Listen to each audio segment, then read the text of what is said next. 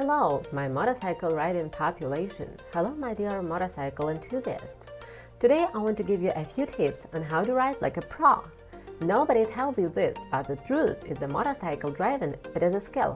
It's like playing guitar or piano.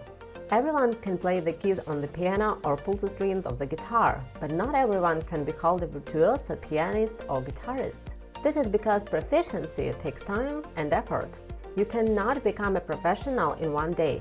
It's a bitter truth, I know, but the best thing to do is grind and bear it and then move towards professionalism gradually. When I began to train a motorcycle, at first it was hard for me to combine all the movements like gear shifting, gas, backing, and so on. It seemed like as soon as I mastered one skill, a new problem would arise. It was difficult for me to turn left or right. When I got used to turning and started training on the road, other questions related to the situation on the road appeared. How to overtake, how to enter a corner correctly, how to ride fast and fully control the motorcycle. That last skill, the delicate balance between speed and control, is the most important one, because riding fast is the most thrilling thing in every motorcyclist's life. In this video, I'd like to highlight the best way to execute good bike control into a turn. So let's start. Whether your goal is ride on a track or just to drive from home to the office, there is some basic skills you must master. The first skill you need is a working knowledge of the riding physics. You might ask me, what is physics doing in this video? Well, my response is all movements in our planet's physics. When you throw garbage into the trash can, physics also matters, but in this case, your miscalculation will not cost your life. The real challenge with learning about motorcycle physics is that if you get it wrong, you can end up seriously hurting yourself in a motorcycle crash. This game has high stakes. Watching a racing bike hurtle into a tight turn, the first physics lesson you learn is Newton's first law of motion. All objects stay at rest or in motion in a straight line unless the first changes the state of that object. To a rider, this means that the faster the motorcycle is going, the less it wants to turn. The physics involved in cornering the bike are super complex, so we'll only cover off the most important tips here. You know that if you lead the bike 45 degrees while stationary and with your feet on the pegs, the bike just comes crashing down. Let's look at all forces at play when you are in the mid-turn.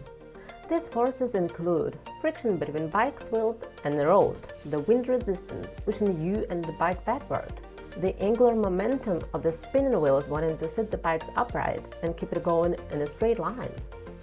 And to all that, you can add the angular momentum and torque forces. The engine of the bike changes, both revs and undergoes changes in angular momentum as its spinning mass is moved around. And what about the whole counter-steering thing? My God, the helmeted mind boggles. In short, the rider's inputs into the bars and it transfers the body weight to the inside the corner creates a lean, imported by the rider onto their bike. This lean counteracts the force that wants both you and the bike launch off the road and into the undergrowth like a kid on a merry-go-round that is spun up too fast. As the speed through the corner increases, so do the centrifugal forces wanting to toss you off. Balance it with a great lean angle, which allows more gravity to come into play to balance the center. Now you can probably start to picture why it's really not a good idea to enter a turn at high speed and to brake hard mid-corner. Add rapid changes and speed and friction to this already complex equation, and all hell will break loose. Let's summarize these tips. Become a master at leaning your bike into a turn. Don't brake hard mid-corner. If you need to slow down, do it very carefully. Use this knowledge to control your trajectory. Successful race riding is a lot like paying taxes. You want to push the rules as far as you can without breaking them. There is a very fine line between optimum cornering and crashing, where outward, downward, and forward forces balance precisely. Nothing that ever happens on a motorcycle breaks the laws of physics. In fact, motorcycles are an excellent example of just how well physics works. Do you use physics knowledge when riding? Let me know in the comments below. Thank you for watching this video.